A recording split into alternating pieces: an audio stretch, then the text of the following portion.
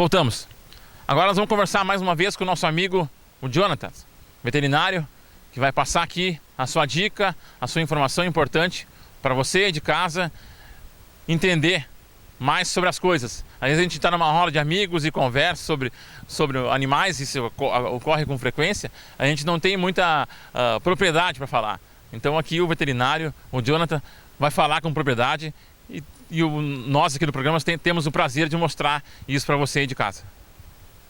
Jonatas, vamos falar então sobre aves. Acredito que as pessoas em casa tenham muitas dúvidas, talvez mais do que as minhas, mas eu vou tentar tirar as minhas dúvidas aqui e espero que de repente as pessoas de casa se satisfaçam com as minhas dúvidas, que de repente alcance a expectativa deles. O que tu tem? Nós conversamos antes sobre a entrevista, de começar a entrevista. Tu me falou que tem espécies, né, de aves. Então as pessoas em casa acho que não sabem também disso. A principal classificação, vamos dizer assim, das aves que a gente acaba atendendo, que são animais de estimação, são os psittaciformes, que são os papagaios, periquitos, calopsitas, né? Os passeriformes, então, são os passarinhos típicos que a gente fala. Então, canários, mandarim, calafate, daí passando pelos silvestres como trinca-ferro, sabiá, coleirinho, né?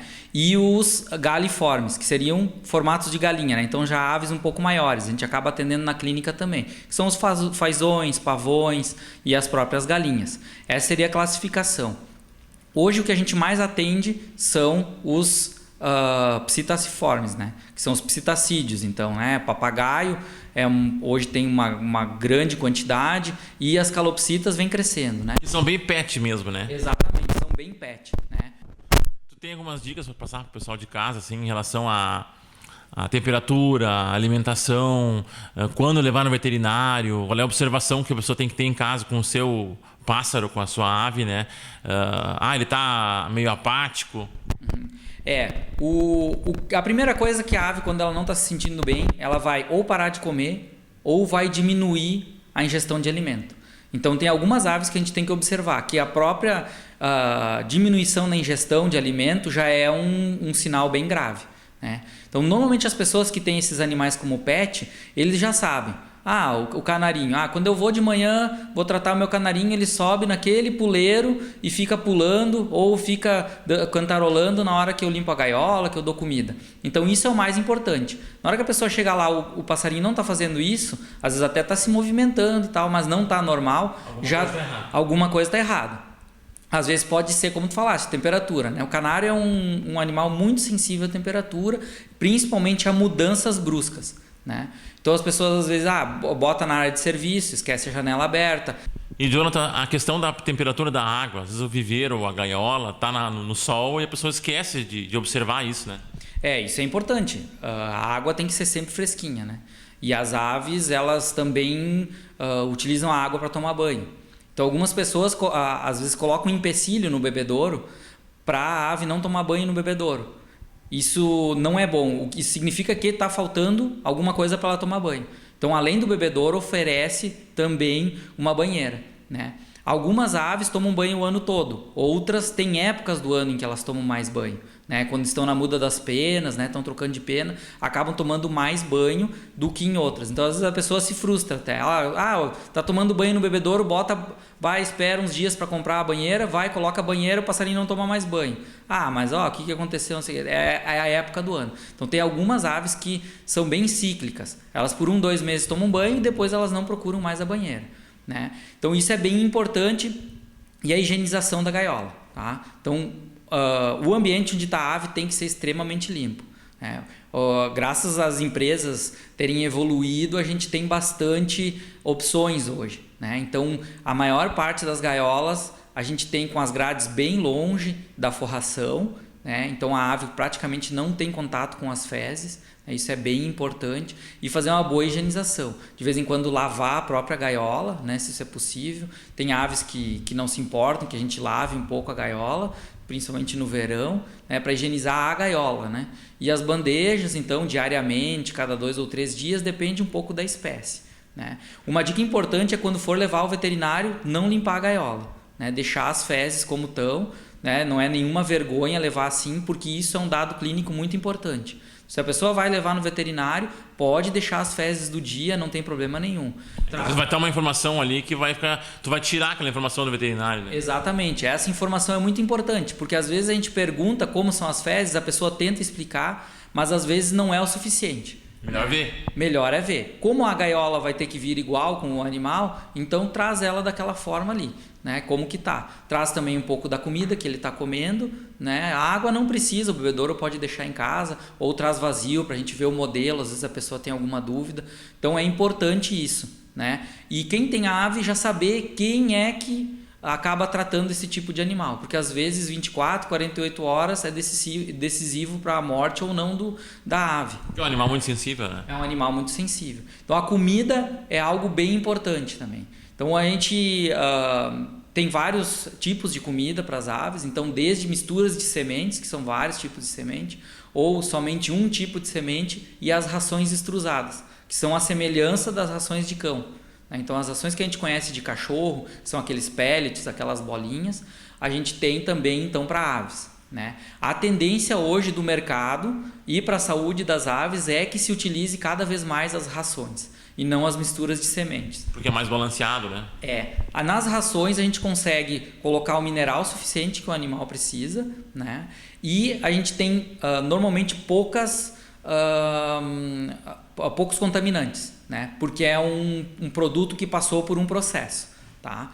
Então nas sementes às vezes a gente tem fungos e algumas toxinas que podem, com o passar do tempo, acabar deteriorando a saúde da ave.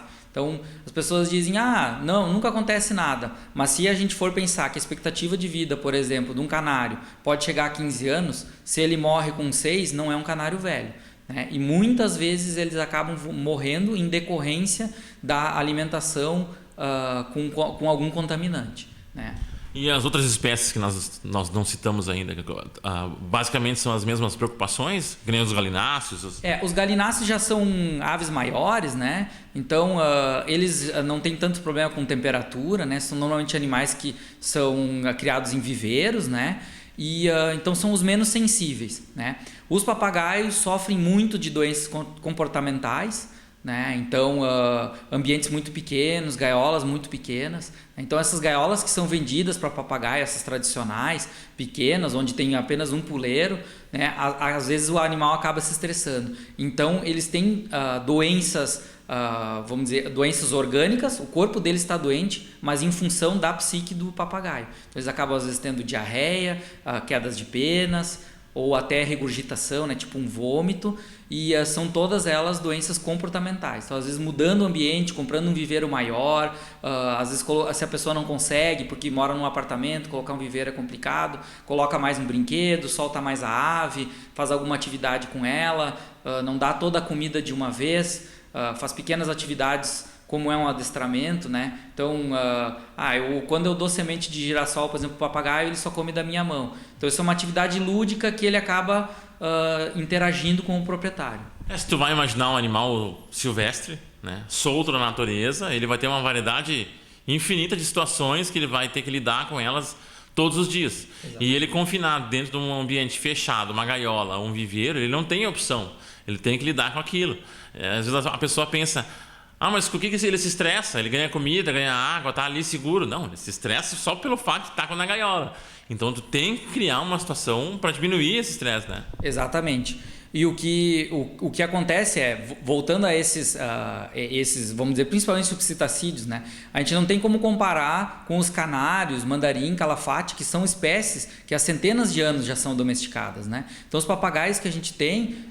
Normalmente esses papagaios eles são de origem da natureza, né? O que é ilegal, mas ainda existem muitos, e hoje já tem de criação, mas são criações que não têm tantas centenas de anos como outras aves. Então eles na natureza passam o dia inteiro voando, até que eles conseguem comer o suficiente para se alimentar, eles têm que às vezes percorrer diversos quilômetros, então isso é uma atividade que eles desenvolvem durante o dia.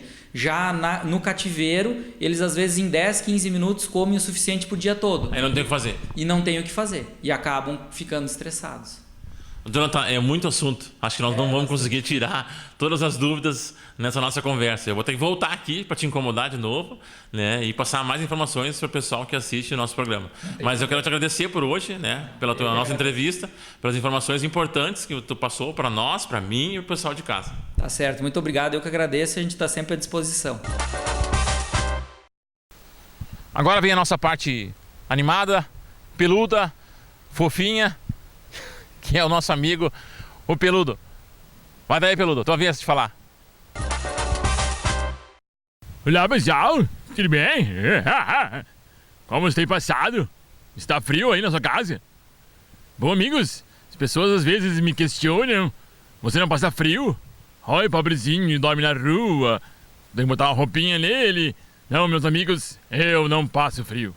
Afinal, eu sou um São Bernardo, sou provido de uma camada bem generosa de tecido adiposo. Não precisa se preocupar comigo. Não passo frio. Bom, amigos, hoje a minha dica está relacionada a uma situação que ocorre com vários amiguinhos meus. E é muito comum. As pessoas têm o hábito de achar que educar o seu animalzinho, ou que para educar o seu animalzinho você precisa usar de métodos agressivos. Um rolinho de jornal, um tapinha, uma varinha. Bom, amigos, vou lhe contar um segredo. Não precisa fazer isso com o seu animalzinho. Não tem necessidade, pessoal. Você tem que aplicar o método certo para a espécie certa. No caso, um cão trabalha em matilha, por isso você precisa ser o líder dele. Já falamos várias vezes nisso aqui, é verdade, eu sei, amiguinhos. Mas eu preciso repetir, porque as pessoas ainda têm o hábito de bater nesses animaizinhos. E eu estou aqui, em nome deles, para defendê-los. Quem mais poderia defendê-los? Eu, o Peludo. Bom, amigos, quais são os métodos que você pode usar ao invés de bater? Práticas de liderança, meu amiguinho. Leve-o para passear, crie situações de obediência no momento da alimentação, é importante. Você coloca a comida, faça o cão esperar um momentinho e depois trate ele. Libere a comida para ele. Outra situação no passeio, por exemplo, muitos humanos têm o hábito de levar o seu cãozinho com a peiteira, achando que o cachorro, pobrezinho, vai usar uma coleira ou um enforcador e isso pode machucá-lo. Bom, amigos, quero lhe dizer que o ideal é uma coleira ou um enforcador devido ao tamanho do animal, é claro. Se é um cachorro poderoso como eu, um Rottweiler, um pastor, um Doberman, o ideal é você usar um enforcador. Certo, pessoal? Se é um animalzinho pequeno, um Shih Tzu, um Lhasa, um Poodle, aí você pode usar apenas uma coleira. Certo? Outra situação, para repreender o seu animal, o ideal é não usar o nome do cão para repreendê-lo. Porque você vai chamá-lo para fazer carinho, para brincar ou para tratar, usando o nome do cãozinho, não vai? Então, não use o nome do cão para repreendê-lo. Certo? Crie um comando, uma repreensão que você possa usar, que o seu filho possa usar, que a vovó possa usar. Isso vai facilitar o entendimento do cãozinho. Isso já cria uma relação de liderança. Fica mais fácil do animal entender. Certo, pessoal? Bom, pratiquem. Certo? Era isso. Obrigado. Uma lambida e até semana que vem. Conto com vocês aqui. Lembrando, mandem suas fotinhos para o Facebook, meu amigo é o bicho, se você quer aparecer aqui no programa. Certo? Uma lambida. Até lá. Tchau. Tchau. O solzinho tá bom hoje. Barbaridade. Bem bom. Nossa dica literária de hoje é um livro que ele tem uma ideia um pouco mais técnica. O nome do livro é Quando os Cães Sabem que Seus Donos Estão Chegando. Então é um livro interessante para quem quer uma ideia um pouco mais técnica. Ele não fala só de cães, fala sobre cavalos, fala sobre gatos. É aquela coisa que a gente fica em casa, às vezes, como que o cachorro, como que o cavalo, como que o gato observou quando o seu dono estava chegando. Então essa é a nossa dica literária de hoje. Bom, pessoal, chegamos ao final do nosso programa. Espero que vocês tenham gostado, tenham curtido. Ele foi um pouquinho diferente hoje, né? Nós tivemos uma participação importante no protesto e em defesa dos professores que fazem às vezes um trabalho incrível com poucas condições na escola. Espero que tenham gostado.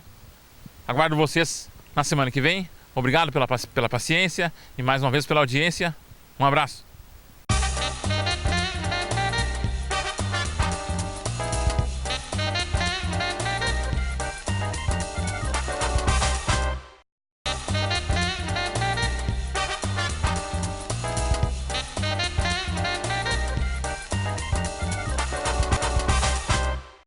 Música